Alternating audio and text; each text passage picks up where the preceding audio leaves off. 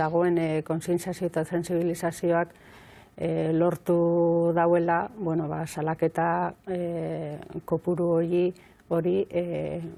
igotzea.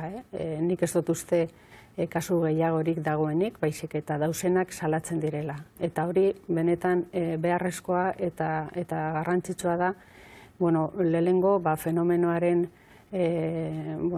errealitatea behar den modun ezagutzeko, behar direzen neurriak jarri ahal izateko, ez?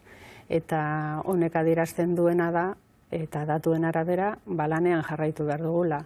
Ez bakarrik indarkeria jasaten duten emakume horiei zerbitzu onak, atentzio onena eta kalitatezkoa ematen, baizik eta arazoaren errora joan da.